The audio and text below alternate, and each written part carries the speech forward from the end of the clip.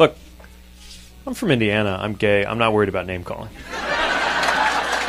But I'm glad you brought up children, because there's actually this answer that J.D. Vance gave a few years ago, and he name-dropped you in it about people who don't have children working in the government. This is what he said. It's just a basic fact. You look at Kamala Harris, Pete Buttigieg, AOC, the entire future of the Democrats is controlled by people without children. And how does it make any sense that we've turned our country over to people who don't really have a direct stake in it? Now, I should note you have 2 children. They were born before Pete gave that answer. Harris is also a stepmom to children as well. But what's your response to that? The really sad thing is he said that after Chasten and I had been through a fairly heartbreaking setback in our adoption journey. He couldn't have known that, but maybe that's why you shouldn't be talking about other people's children. But there's something, I think, much bigger at play here, which is I watched that interview and watched J.D. Vance present himself as suddenly very particular about precision in speech and very concerned about honesty. He's running with Donald Trump, somebody who has set records for lying in public life. He just gave a press conference where fact checkers estimate that he told 162 distortions or lies. That, frankly, is just impressive in terms of being able to physically do that. It's like the Olympics of lying. So maybe just because it's Sunday morning, I can't stop thinking about the scripture that says, how can you look at your brother and say, let me take the speck out of your eye, when you have a plank in your own eye? Trump's Republican Party has walked away from freedom. I mean, again, if you're talking about military tribunals for political opponents, you have no business talking about freedom. If you're into banning books, you have no business letting a word like liberty escape your lips. And so I think this is a really smart thing to do. First of all, I think just philosophically makes sense, and it's who we are, and that's who she is.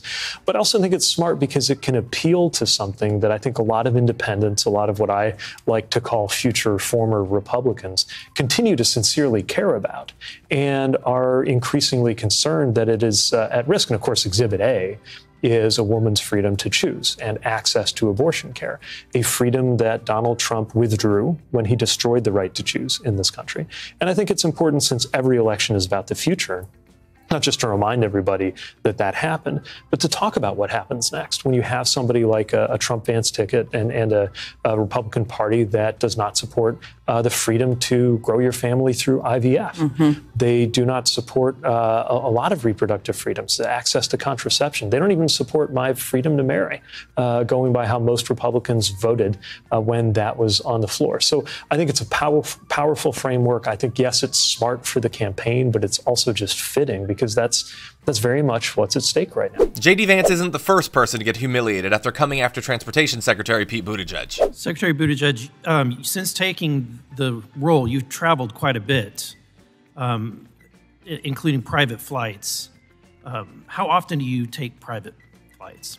So I assume by private flights you mean the use of government aircraft assigned to my agency. And I knew this might come up, so I brought some numbers. Since getting this job, I have taken 600, these are estimates, give or take a couple, but I've taken 638 flights. And any of those commercial? Say about that? Any of those commercial? 607 of them were commercial, 10 of them were on military aircraft such as Air Force One, and 21 of them were on FAA aircraft, representing about 3% of the flights. What was there was a Freedom of Information request made of your office to reveal the costs of the travel. Have you provided those costs? I'd have to check back with the office to see how on the traffic, but I can tell you that yeah, we're going to comply with all it's FOIA been months requests. and you've not provided the financial numbers for that travel. Okay. Again, I can check on the status of a FOIA request, but I can you'll commit to providing that information. We will always comply with FOIA. But I appreciate the chance to discuss this, because I can't help get the sense that some people want to make it sound as if I don't travel most of the time on commercial aircraft, which of course is untrue.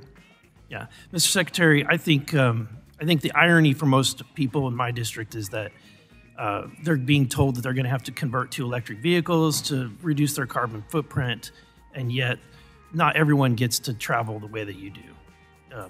And Just so, once again, the way I usually travel is in economy class aboard an airliner like everybody else. When we do it differently, it's often because it will save taxpayer money. Clearly, Mr. Secretary, this isn't working. So I'm wondering, is there some point, and if you've identified some point where you will stop, where the administration will stop, where the federal government will stop this requirement and let the market decide as opposed to this central planning model and this dictatorial policy? Well, thank you. Given time is limited, I will confine myself to addressing the factually incorrect portions of what you have said, beginning with the assertion that EV sales are going down. They are, in fact, going up. Does that include every the government single sales year, or private sales? Every single year, Private sales more or government Americans sales, have purchased Mr. Secretary? EVs. The entire market. The government's forced to buy them, so sales are going up. But the private sector, there are private is sales not. too. Yeah. I'd like those numbers. Sure. 1.2 million EVs were sold in the U.S. in 2020. How many government and how many private? We'll get you that breakout, but as you know, more private citizens buy EVs than government purchases. No, I don't. Let me think address that's the second true. factual mistake in Okay. your remarks, which was that EV costs are getting higher. They're in fact getting lower, and according to J.D. Power, have now reached parity or are slightly lower than With the or without equivalent subsidy, gas-powered Mr. car. Secretary? With or that without does, yeah, that does include the subsidy. That's right. But the point is, they are going lower. But they're passing not, year. 'cause we're all Your buying them. statement that they are We're all going paying up is for them. incorrect. The third incorrect assertion you made is that sales dropped in Q1. They did not drop compared to Q1 of the previous year. Of course, if you compare them to Q4, they drop because they always do, because car sales are seasonal. But I would imagine most people are aware of that. And No, I'm fourth, talking about I want to particular address the EV, Q4 to Q1. EV, not just overall car sales. Any car sales go down Q1 to Q4 because more people buy cars in Q4. But what I'm telling you is every single year, more Americans buy EVs than the year before. And the word tailspin is just a bizarre word to use for a growing sector of our economy. We also think that since that's the way that the market is headed, we should not allow China to build on the advantage that they developed during the Trump administration, not because they're environmentalists, but because they understand the economic power of trying to dominate the EV market. We want those EVs to be made in America, and increasingly they are. I'm happy to have them made in America, Mr. Secretary. What I'm not happy about is the mandate. The American people should be able to buy. That brings me to the any fourth and vehicle final that thing they that want I need to yield. challenge as being factually inaccurate, which there is no mandate. You can purchase a gas car if you want to pay gas prices at the pump, but if you don't, you can purchase an EV. As Team Trump gets increasingly desperate, the gap between the two campaigns is getting wider and wider by the day. Those childish attacks and vitriol that were so effective back in 2016 are played out at this point. And while Donald Trump is still trying to will Joe Biden back into the race, that's long gone, and this is a whole different ballgame. For every baseless claim and stupid comment the right is vomiting onto your television screen or the internet, Democrats like Pete Buttigieg or Jasmine Crockett, Jamie Raskin, Mark Pocan, Maxwell Frost, they've learned what actually works. And while Trump has his billionaire tech bros like Elon Musk and Peter Thiel desperately trying to spread hate, Kamala Harris and Tim Walz are busy reaching people where they are and giving them a dose of much needed hope.